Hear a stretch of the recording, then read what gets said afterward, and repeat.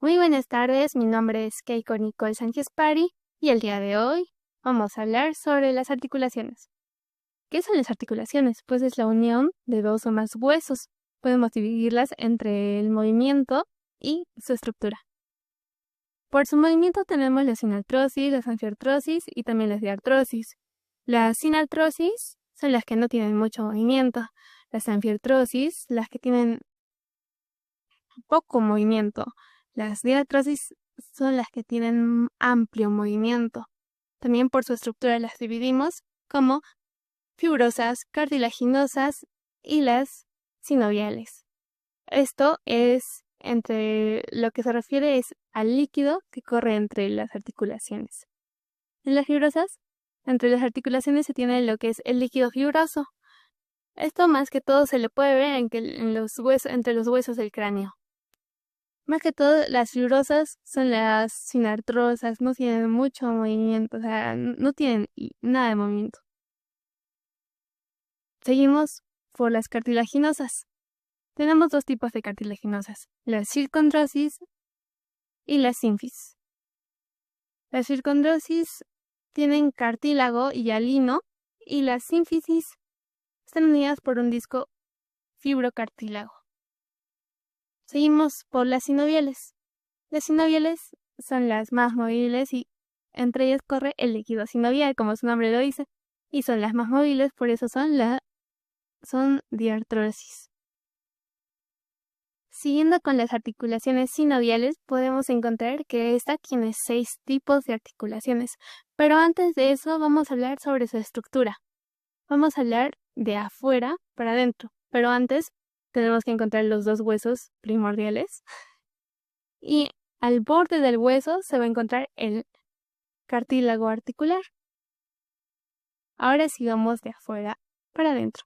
Primero encontramos lo que es la cápsula articular.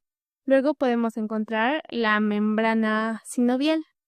Y por último, tenemos la cavidad articular. Esta es por donde pasa el líquido sinovial. Ahora sí, vamos a continuar con los tipos de articulaciones sinoviales. Y como les dije antes, son 6 tipos. Iniciamos por las planas. Las planas son articulaciones biaxiales. Vemos, por ejemplo, la articulación acromioclavicular, la que va entre el acromión y la clavícula. Continuamos con las de pivote. Las articulaciones de pivote o trocoides van más o menos así.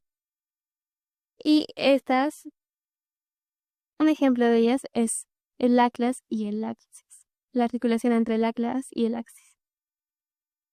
Luego vamos con lo que son las articulaciones de silla de montar. Dato. Las articulaciones trocoides son monoaxiales. La silla de montar es una biaxial, o sea que tiene 2 movimientos. La silla de montar, o también llamada celar, es entre 2 huesos. Como la silla de montar de los caballos, pues igual. Un ejemplo de estas es el carpo metacarpo, aquí.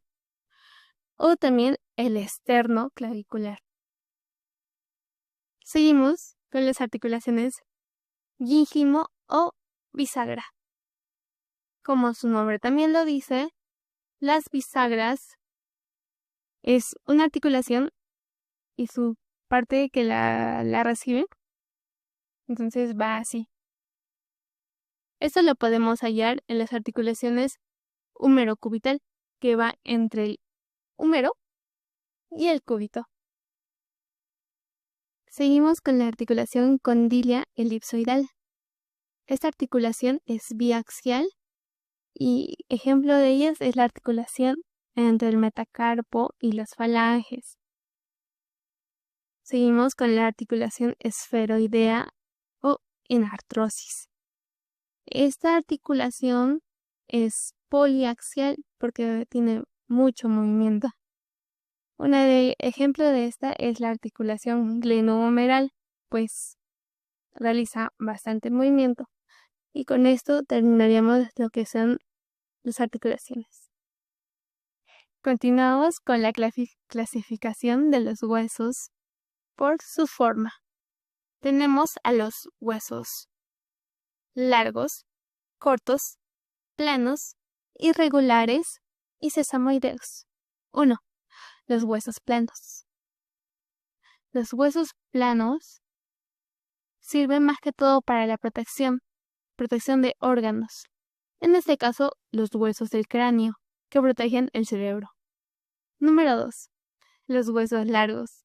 Los huesos largos se les denomina así porque la longitud es más que su espesor y su ancho.